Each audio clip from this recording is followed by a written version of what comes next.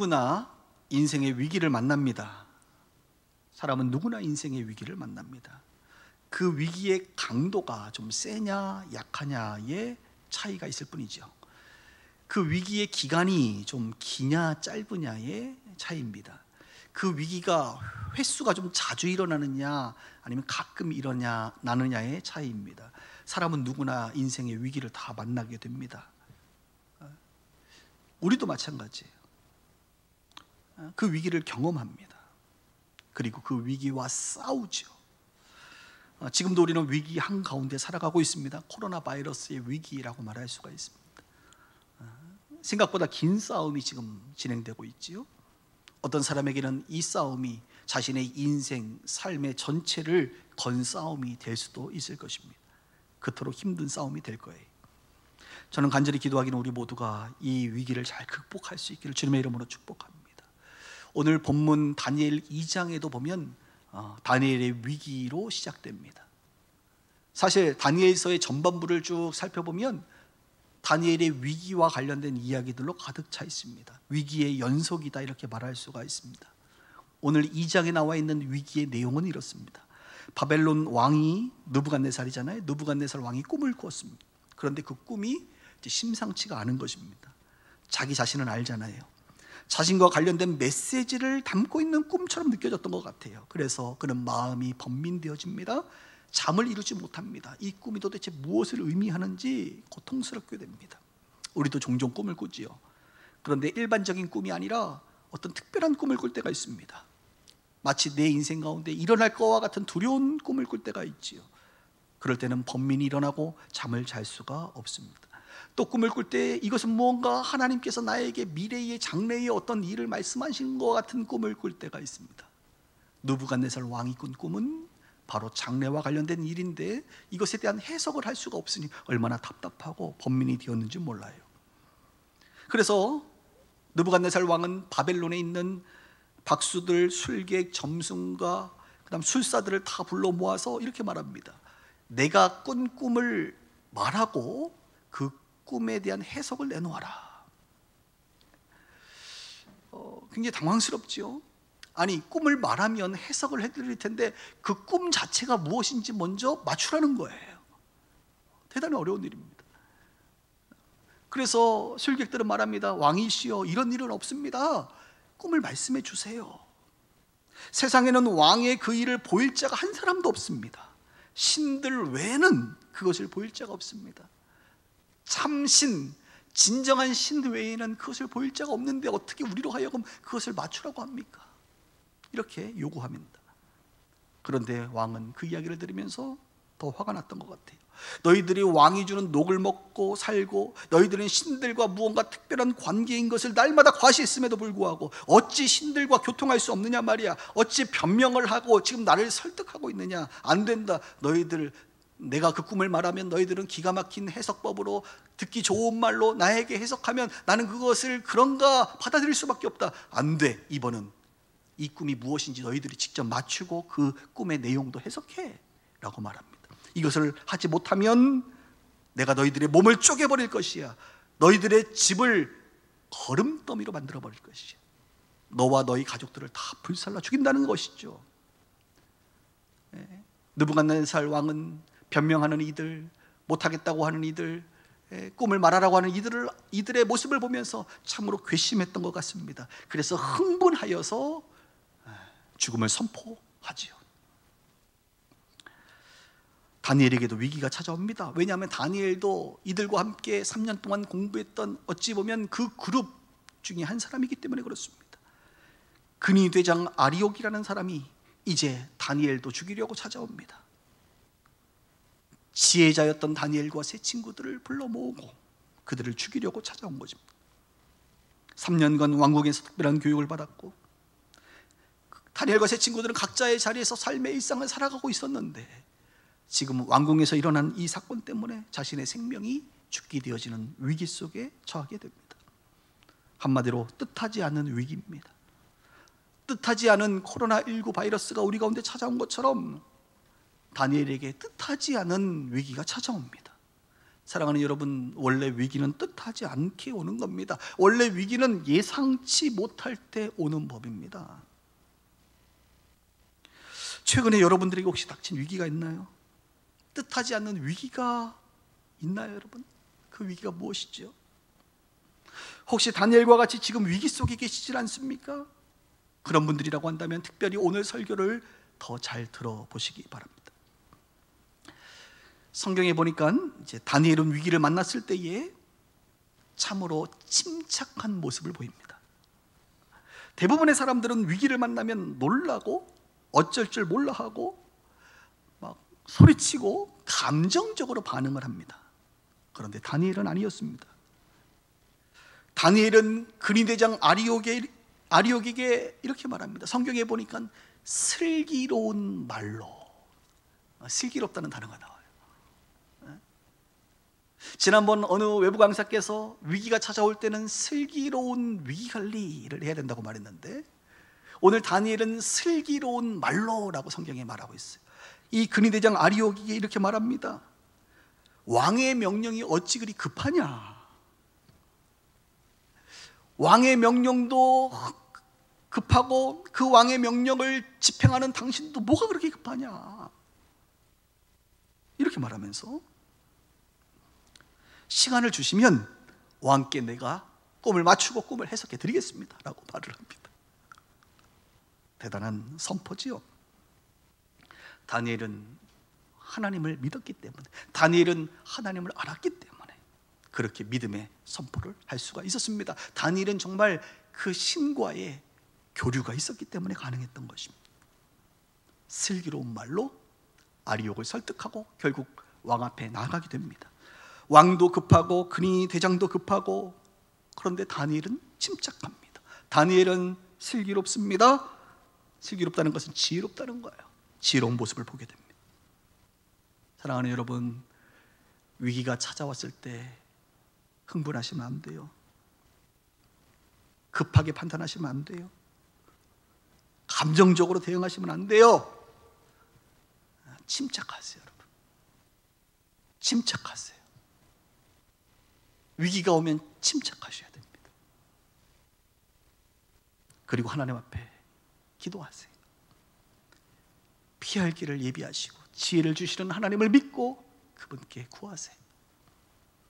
그분께서 여러분들을 도우실 것입니다.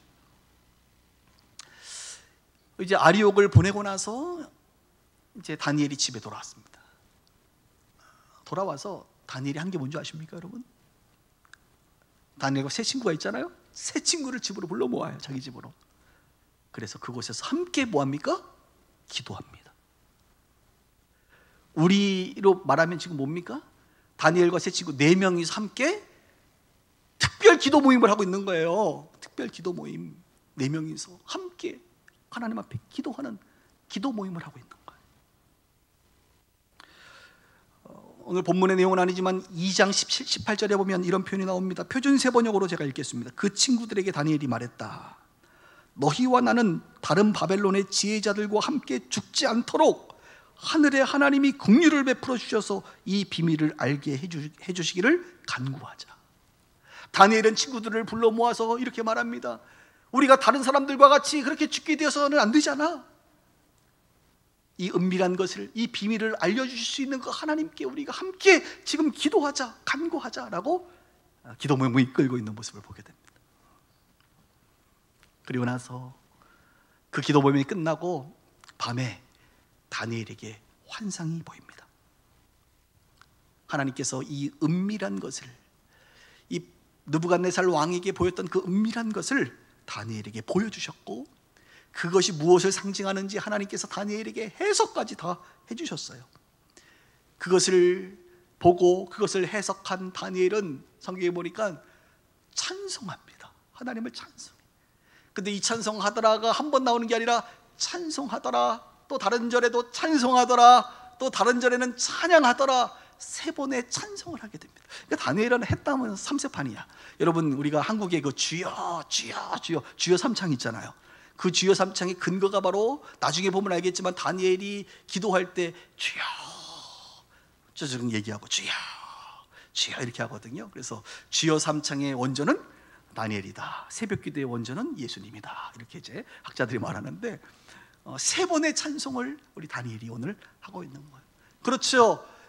자기의 생명을 살리고 왕의 꿈을 해석하고 알게 하신 그 하나님을 찬송하게 되는 것 아니겠습니까? 여러분, 기도 모임의 중요성을 오늘 아셔야 돼요. 여러분, 우리는 우리의 기도 제목을 가지고 있잖아요. 우리가 기도할 만한 일들이 많이 있잖아요. 이 기도할 것을 가지고 혼자 물론 기도할 수 있죠. 그러나 우리가 다니엘과 새 친구들처럼 함께 모여, 그렇죠? 네. 줌으로 함께 모이고, 그렇죠? 또 오프라인으로 함께 모이고, 지금은 못 모이지만 앞으로 모이겠죠.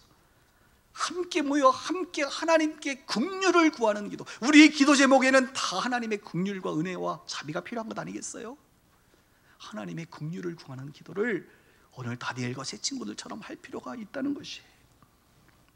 또 하나, 저는 여러분들이 누군가에게 새 친구가 되기를 바랍니다. 마치 다니엘에게 새 친구가 있었던 것처럼. 누군가 스스로 감당하기 어려운 그 문제 앞에 여러분들이 새 친구가 되어주셔서 함께 다니엘에게 힘을 실어주고, 하나님께서 다니엘에게 꿈을 보여주시고 해석해 주실 수 있도록 중보해주는 그런 사람들 됐으면 좋겠어요. 누군가에게는 내가 새 친구가 된다라는 것 말이죠.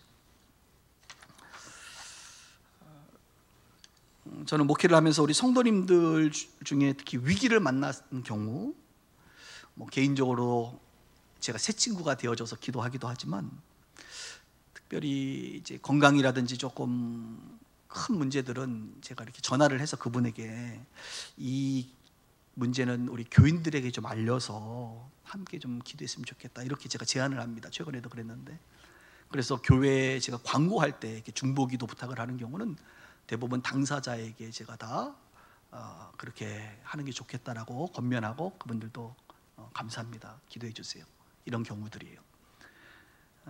그것은 매우 중요합니다. 여러분, 혼자 그것을 기도하는 게 아니라, 우리 교회는 여러분 기도하는 사람들이 많아요. 우리 교회의 특징은 별로 티를 안 내서 그렇지, 막 티내는 사람은 없는데 조용히 다들 각자의 자리에서 정말 기도하는 사람들이 많거든요. 제가 그것을 알기 때문에 교회 광고를 통해서 기도 부탁을 하는 거예요.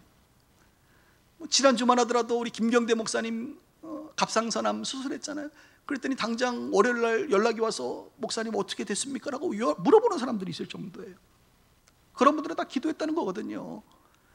물론 저도 통화하면서 아주 수술이 잘 됐고 지금 회복 중이라고, 너무 감사하다고, 우리 비스교회 가족들이 기도해 준 거 아는데 너무 감사하다고 오히려 그분이 말씀을 하셨습니다. 그래요, 여러분, 함께 기도하는 것은 매우 중요합니다. 2명이 모이는 것보다 4명이 모이는 게 좋고요, 4명이 모이는 것보다 30명이 120명이 많이 모여서 더 많은 사람들이 함께 기도하는 것, 하나님의 은혜와 긍휼을 구하는 것, 이것은 매우 중요합니다. 그래서 교회 공동체는 인생의 위기를 만난 사람들의 그 기도 제목을 가지고 하나님 앞에 나의 문제처럼 내가 새 친구가 되어서 중보 기도하는 것, 긍휼을 구하는 기도를 해야 합니다. 앞으로도 그런 일들이 있을 것이에요. 남의 일이라고 생각하지 마세요. 언젠가는 여러분들의 위기를 가지고 교회 식구들이 기도해 줄 날도 올 줄 몰라요. 기도의 품앗이를 때로는 할 필요가 있는 거예요. 서로를 위하여 하나님 앞에 기도하십시다. 이것이 바로 교회 공동체입니다. 우리 교회는 적어도 나를 위하여 기도해 주는 새 친구는 있어야 돼요. 장 목사님을 위해서 기도해 주는 새 친구 필요합니다. 여러분을 위하여 기도해 주는 그 새 친구가 있어야 돼요. 그런 영적인 친구들이 여러분들 이 교회 안에서 만들어질 수 있기를 주님의 이름으로 축원합니다. 결국 다니엘이 그 꿈을 알고 해석함으로 말미암아 왕 앞에 나아가게 됩니다. 오늘 우리가 읽은 본문에 보니까 4절을 읽었는데 4절에 똑같이 반복되는 단어가 하나 있죠. 바로 은밀한 것이라는 겁니다. 오늘 본문에 보니까 성경은 말합니다. 은밀한 것은 세상의 지혜자나 술객과 박수와 점쟁이에게 보일 수 없다. 은밀한 것을 나타내시는 이는 하늘의 하나님이십니다 라고 느부갓네살 왕에게 다니엘이 말합니다. 은밀한 것을 나타내게 하시면 나의 지혜가 모든 사람보다 낫기 때문인 것이 아닙니다. 그것은 하나님이 보여준 것입니다. 은밀한 것을 나타내실 이 하나님이시죠. 그가 장래일을 왕에게 말씀한 것입니다. 한마디로 은밀한 것을 나타내시는 분이 은밀한 관계에 있는 자에게 나타낸다는 거예요. 말이 좀 어렵나요? 은밀한 것, 장래일은 은밀한 것을 나타내시는 이 하나님께서 은밀한 관계 속에 있는 자 다니엘에게 나타내신다는 거예요. 세상의 지혜자, 술객, 박수, 점쟁이는 하나님과의 은밀한 관계 속에 있지 못하기 때문에 하나님의 은밀한 것을 그들은 알 수가 없습니다. 반대로 다니엘과 세 친구는 하나님과 은밀한 자, 은밀한 관계 속에 놓여 있습니다. 그 은밀하신 분과 은밀한 관계 속에 놓여 있기 때문에 그 은밀한 장래의 일을 그는 알 수가 있었던 것이. 일반적으로도 마찬가지예요, 여러분. 어떤 비밀스러운 것을 누가 알 수 있습니까? 상대방의 비밀스러운 것을 알 수 있는 사람은 그 사람과 비밀한 관계 속에 있는 사람만이 그 비밀을 아는 것 아니겠어요? 어떻게 상대방의 은밀한 것을 알 수가 있습니까? 그 사람과 은밀한 관계 속에 있는 사람만이 그 은밀한 것을 알 수가 있는 거예요. 그런 면에서 하나님과의 은밀한 관계 속에 있는 자가 하나님의 은밀한 일을 알 수가 있게 되는 거예요. 여러분은 하나님과 지금 은밀한 관계 속에 놓여 계십니까?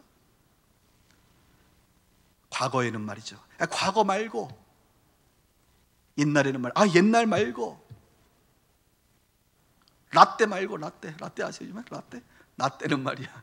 라떼 말고, 지금, 오늘, 최근에, 그리고 앞으로 하나님과의 은밀한 관계를 유지하고 계시느냐 말이에요.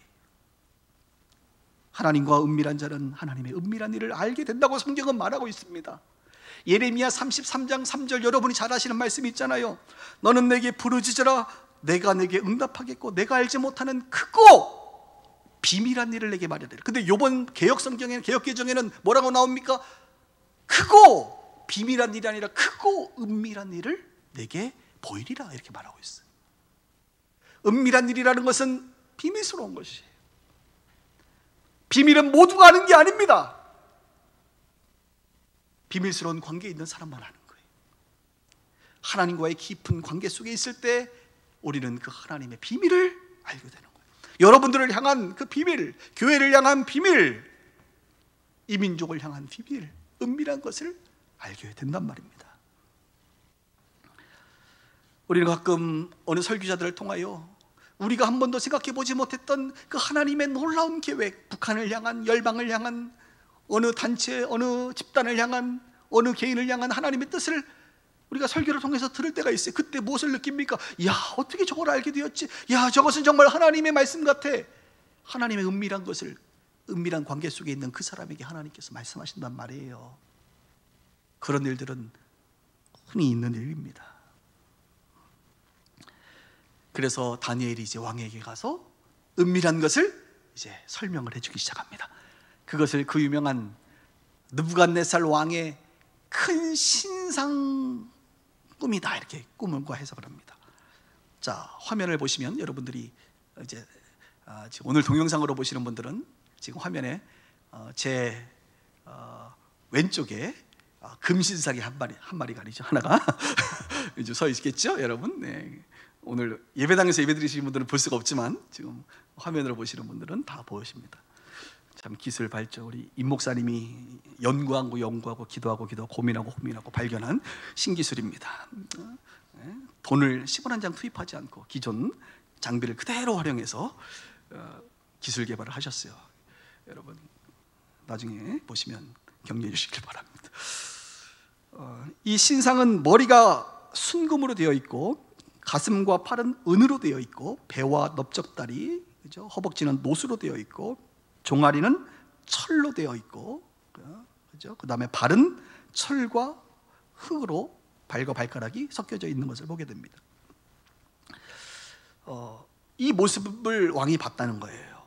이 모습이 왕 앞에 있었고 꿈을 꿀 때 이 모습이 너무 컸고 그래서 그 광채가 나서 매우 찬란했다. 그런데 그 찬란한 그 신상의 모습이 왕에게는 심히 두려움으로 다가왔을 것입니다 라고 지금 다윗이 설명을 합니다. 그러니까 왕이 자기가 봤던 것을 그대로 설명하니 얼마나 놀랍겠어요. 그리고 이 신상에게 시간이 지나서 손대지 아니한 돌 하나가 날라와서 이 신상의 발을 쳤을 것입니다. 그래서 신상이 우르르 무너져 내렸고 마치 타작마당의 겨같이 바람에 불려 다 날아가 버렸을 것입니다. 이런 이야기를 해버리는 거예요. 이것은 놀라운 일입니다. 왜냐하면 왕이 정말 꿈꿨던 그 꿈의 내용을 순차적으로 완벽하게 설명하고 있기 때문에 그렇습니다. 그리고 나서 이제 바벨론은 이 신상에 대한 해석을 하기 시작합니다. 이 해석 한번 들어보십시오. 왕이여, 이 머리 순금은 바로 바벨론을 상징합니다. 그리고 바벨론 70년 중에 무려 42년 동안 왕이었던 느부갓네살 왕 당신을 말합니다. 당신은 찬란한 숨금과 같은 분이십니다. 당신을 말하는 것입니다. 바벨론을 말하는 것입니다. 그러나 바벨론 이후에 새로운 제국이 등장할 것입니다. 바로 그 제국은 은과 같습니다. 그래서 가슴과 두 팔을 상징합니다. 바벨론과 같은 화려한 영광스러운 나라는 아닙니다. 그보다는 못한, 금보다는 못한 은입니다.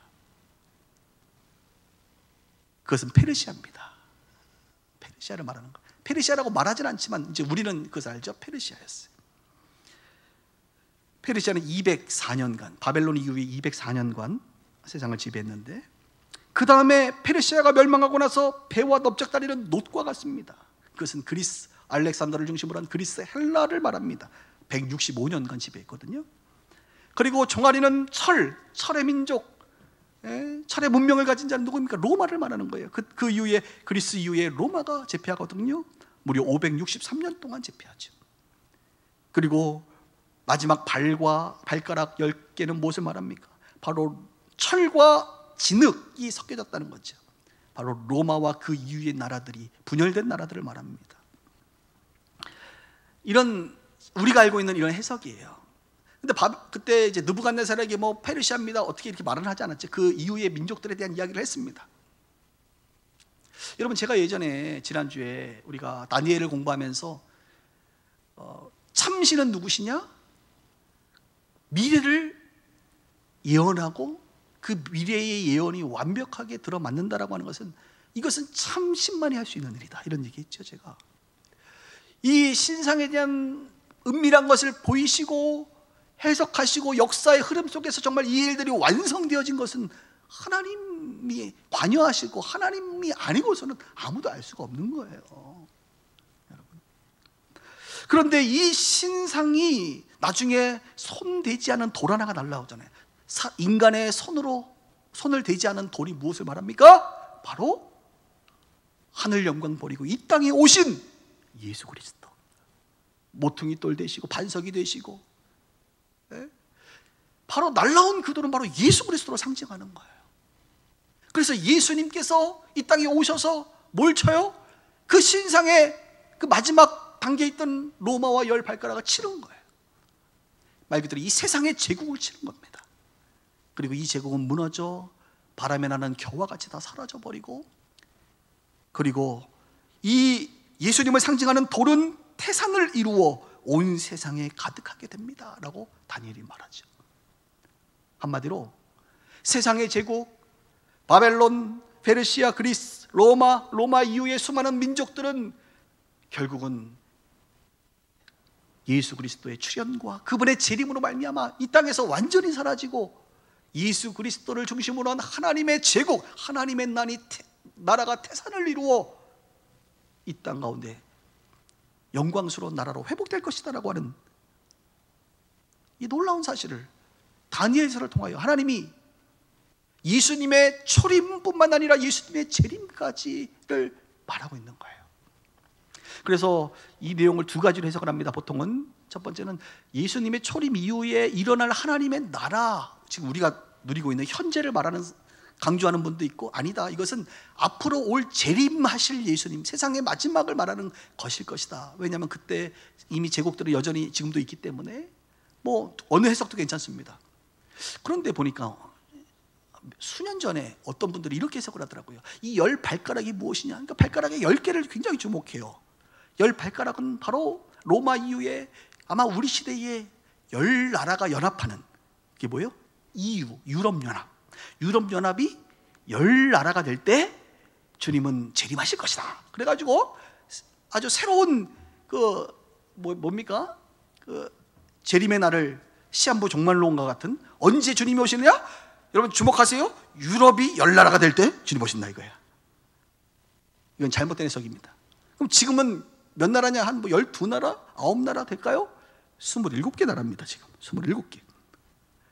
또 어떤 분들은 그것을 지지하는 사람은 계속 말할 거예요. 봐라, 영국이 최근 브렉시트 하지 않았느냐? 빠져나가지 않았느냐? 앞으로 27개니까 17개 더 빠져나갈 거야.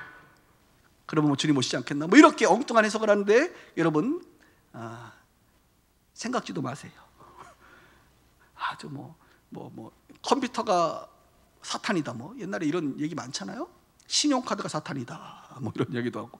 하여튼 그런 썰들에 대해서 여러분들이 넘어가지 않기를 바라고. 10발가락은 무엇입니까? 제가 보기에 이것은 저의 해석인데 가장 건강한 해석이라고 저 스스로 믿고 싶어요. 뭐냐? 10발가락은 그냥 많다라는 것을 말하는 거예요. 많다. 로마 이후에 많은 나라들이 펼쳐진다. 꼭 10개라는 숫자가 아니라 많은 나라들이 있을 것인데, 그 많은 나라들이 있는 그때에 주님이 오실 것이다. 저는 그렇게 해석을 해요. 믿거나 말거나.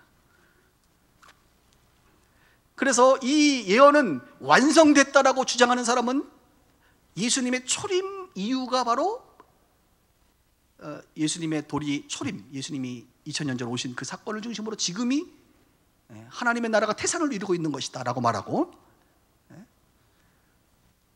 미래를 말하는 사람, 아직 종말의 때를, 아직 이것이 완성되지 않았습니다 라고 말하는 사람은 아직 그 뜨인 돌, 손에 대지 않은 뜨인 돌이 아직 우리 가운데 재림의 순간으로 오지 않았기 때문에 다니엘의 이 느부갓네살의 꿈과 해석은 아직 미완성이다 라고 말하는 경우가 있어요. 뭐 어떤 해석이든 여러분 오케이, 중요하지 않습니다. 큰 문제가 되지 않습니다. 결국은 하나님께서 이 역사의 주관자가 되시고 미래를 예언하시고 말씀하시고 성취하시는 분이시라고 하는 그 사실이 중요합니다. 이사야 선지자는 이런 말을 했어요. 오늘 성경과 연관돼서 설명을 하면, 우상들은 미래를 예언할 수도 없고 비밀을 말할 수도 없지만 하나님은 미래의 일을 잘 알고 계실 뿐만 아니라 미리 예언함으로 역사의 주관자가 되시고 참 신이심을 증명하신다. 특별히 이사야 53장 같은 경우 고난의 종으로 오신 그 예언들은 다 예수님을 상징하는 것을 우리가 너무나도 잘 알고 있습니다. 그러니까 구약의 이런 말씀들의 예언이 곧 한두 가지가 아니라 수십 수백 가지가 온전하게 성취되는 것을 우리가 볼 때에, 정말 성경이 말씀하고 있는, 성경을 쓰신 그 하나님이야말로 신들 중에 하나가 아니라 그분이야말로 진짜 신이구나 라는 것을 우리는 확인하게 되는 것이죠. 자, 이 꿈을 말하고 해석을 하고 나서 어떤 결과가 일어나느냐? 왕이 다니엘에게 절을 합니다. 그때 나이 다니엘이 17살, 18살 됐을 건데요. 근데 왕이 다니엘에게 절을 했다는 것은, 그러면 다니엘이 절을 받으면 되겠어요? 안 되겠어요?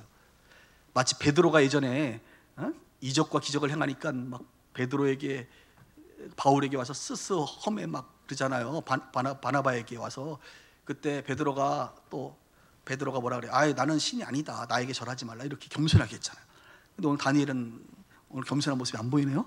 이렇게 해석할 것이 아니라, 오늘 느부갓네살 왕이 다니엘 앞에 절했다는 것은 다니엘이라고 하는 사람에게 절한 것이 아니라 다니엘에게 역사하신 그 하나님 앞에 절한 것이다, 이렇게 해석하는 것이 옳죠. 그리고 다니엘에게 예물과 향품과 선물을 줍니다. 얼마나 좋아요. 갖고 싶다. 예물, 향품, 선물. 그리고 다니엘을 높여서 이 모든 술객과 박수들 위에 어른으로 삼습니다. 리더, 멘토로 삼습니다. 그리고 새 친구들에게는 다니엘 참 의리가 있어요. 자기만 영광받지 않고 자기 친구들 좀 챙겨주라고 얘기해가지고, 이 새 친구들은 바벨론의 지방의 관리자로 또 승진을 또 하도록 이렇게 허락을 합니다. 그때 느부갓네살 왕이 다니엘에게 했던 말이 있습니다. 잘 들어보십시오. 너희 하나님은 참으로 모든 신들의 신이시요 모든 왕의 주제시로다. 하나님은 은밀한 것을 나타내시는 이시로다 라고 느부갓네살 왕이 말합니다. 다시 한번 들어보세요. 너희 하나님은 참으로 모든 신들의 신이시요 모든 왕의 주제시로다. 하나님은 은밀한 것을 나타내시는 이시로다. 놀라운 고백이죠. 여러분, 오늘 다니엘에게 가장 큰 열매가 무엇일까요?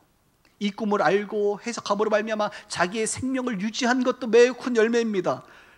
그래요. 향유, 예물, 향품, 선물, 아니면 자기를 높여준 것, 승진한 것, 명예롭게 한 것도 굉장히 큰 성과예요. 그러나 다니엘에게 오늘 사건의 가장 큰 열매는 무엇이냐면 왕의 고백입니다. 하나님을 알지 못하고 하나님을 인정하지 않았던 그 왕이 오늘 하나님을 향하여 뭐라고 말하는 거예요? 신들 위의 신들이요 왕의 주제시요 은밀한 것을 말하는 분이십니다. 물론 그는 다신론에 쌓여 있어서 하나님을 여러 신들 중에 한 분으로 정도 생각했을지 모르지만 그 하나님이야말로 참신이다. 다른 말로 여호와를 인정하는 것, 참신으로 아는 것, 이것이야말로 다니엘의 가장 큰 성과입니다. 열매입니다.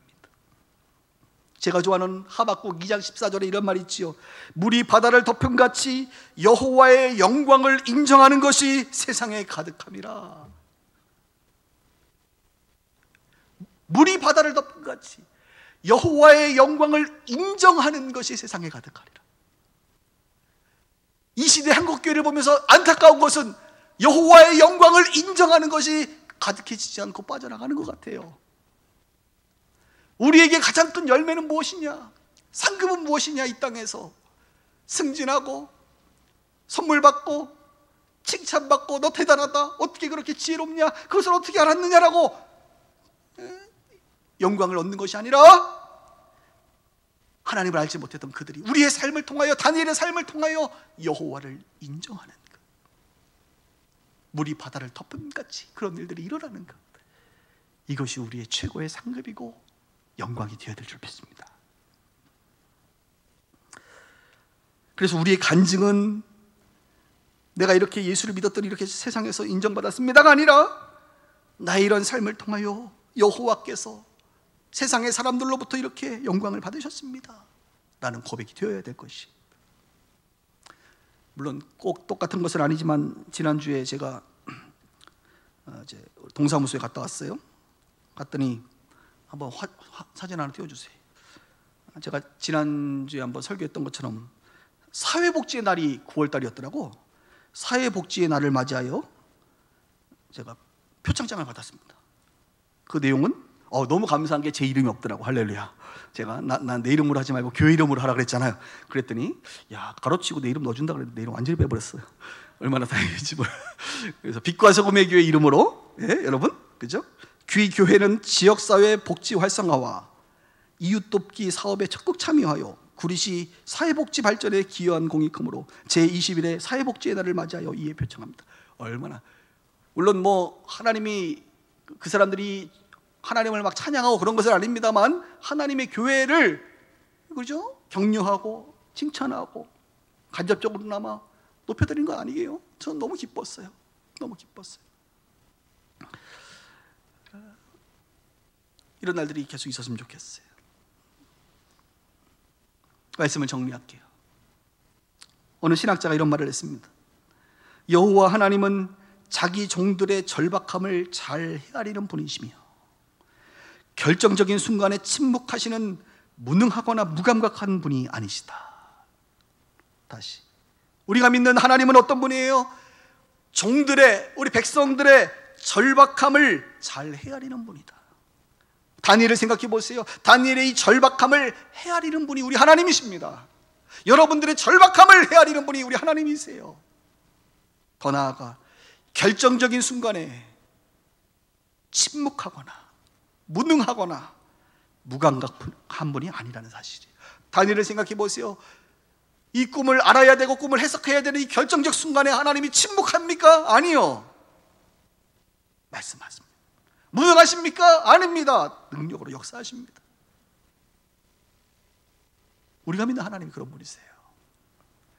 이 다니엘을 공부하면서 우리가 믿는 하나님이 얼마나 위대한 분이신지, 하나님의 백성들을 얼마나 잘 보살피고 계시는지, 바벨론 저 포로의 현장에서도 하나님이 안 계시는 것처럼 느껴지는 그 바벨론 세상에서도 여전히 역사하시는 그 하나님을 우리가 볼 수 있어야 합니다. 사랑하는 여러분, 인생의 위기는 하나님과의 관계 속에서 해결됩니다. 오늘 그거 알아야 돼요.